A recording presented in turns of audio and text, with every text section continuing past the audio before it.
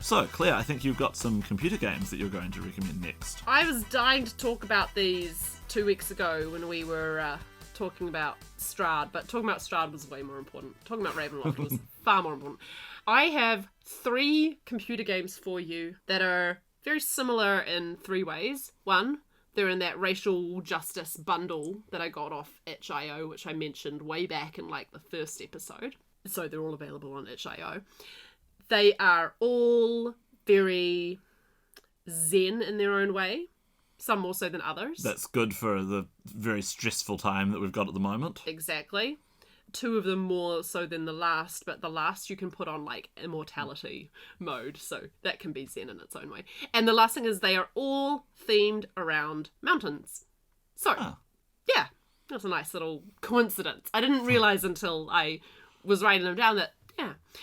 I'll start with like the smallest ones first. So, Spring Falls is just a really nice puzzle game.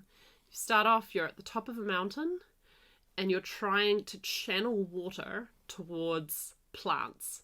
So the plants are out on the promontory, not getting any water. It's so lovely. You should play it. Trying to water the plants, so you have to carve channels into the rock in order to get the plants hydrated. And then as you go down the mountain, the puzzles get more and more complex. And it's just so calming and beautiful. And yeah, not much else to say about that. It's a pretty basic game. It just sounds like a really nice game. Yeah. The next up in terms of time it will take you to play is a game called A Short Hike, which was a lovely little... It's like a platformer, puzzle game where there's no enemies. You can't die. All you're really doing is you are climbing a mountain. Did I see you playing this one? You saw me playing it a few times, yes, it looked really nice. There are a few mini games, but for the most part, the thing is you're climbing a mountain.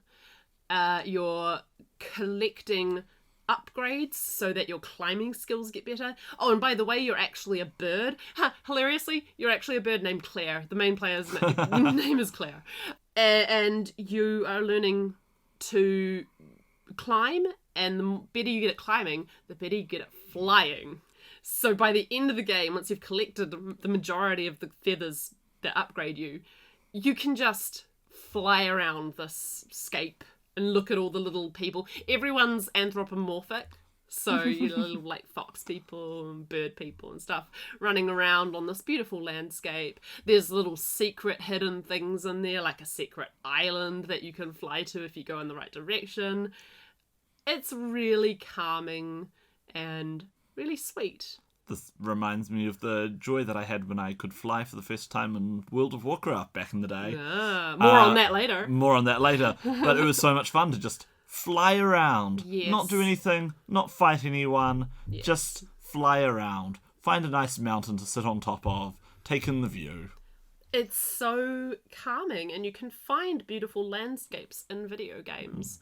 So if it's harder for you to get out, especially if you're in like a level 4 lockdown where you're not supposed to travel, or anything, anywhere that's not within walking distance, for recreation, then you can enjoy a beautiful landscape that someone's created. And I like that. Nice. What's your fourth?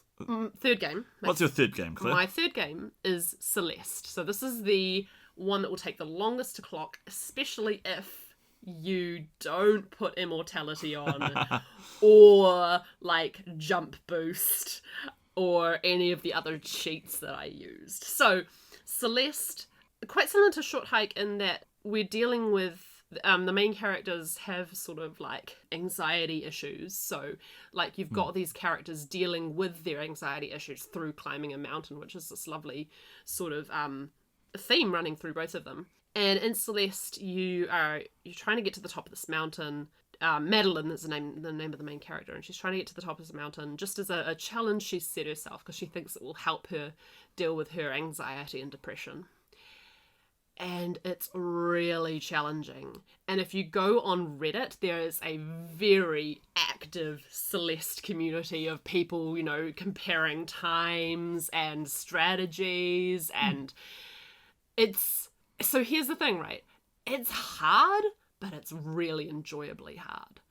It's so rewarding to solve the puzzles in this game. So I got through the whole of the first level without cheating, and then I got through the majority of the second level without cheating, and then there was a chase.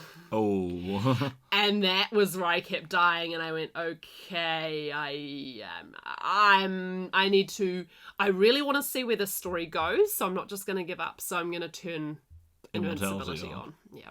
And then some of the puzzles got super intense about the sort of angles you needed to jump and stuff, so eventually I relented and started putting jump boost on so I could basically fly.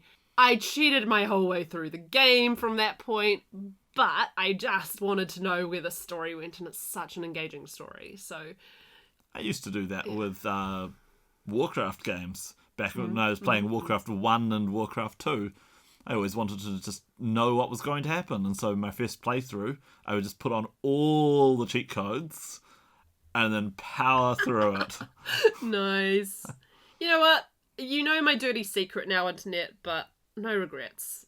I love Celeste. Maybe one day when my son is a little bit more grown up and not consuming so much of my waking hours, maybe I will play Celeste without any cheats on. But, well, why don't you give it a try and see how you do? So, those are my 3 games.